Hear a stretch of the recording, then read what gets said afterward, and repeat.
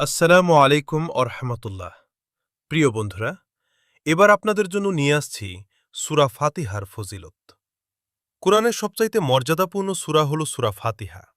নবীজি এক সাহাবীকে বললেন, লাউআল্লিমান্নাকা সূরাতান হিয়া আযমুস সূরি ফিল কুরআন।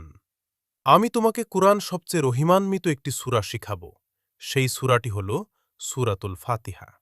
রাসূলুল্লাহ সাল্লাল্লাহু আলাইহি ওয়াসাল্লাম বলেন, ফাতিহাতুল কিতাব শিফাউন মিন কুল্লি সুম। সূরা ফাতিহা সমস্ত রোগের চিকিৎসা। একবার জিবরিলের সঙ্গে বসেছিলেন নবীজি। এমন সময় আসমানের একটি দরজা খোলার আওয়াজ শোনা গেল।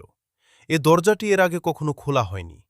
তখন ওটা দিয়ে নেমে এলেন এক ফেরেশতা। নবীজিকে সালাম দিয়ে বললেন, হে আল্লাহর নবী, দুটো আলোর সুসংবাদ গ্রহণ করুন। যে আলো দুটো শুধু আপনাকেই দেওয়া হয়েছে, আপনার আগের কোনো নবীকে দেওয়া হয়নি।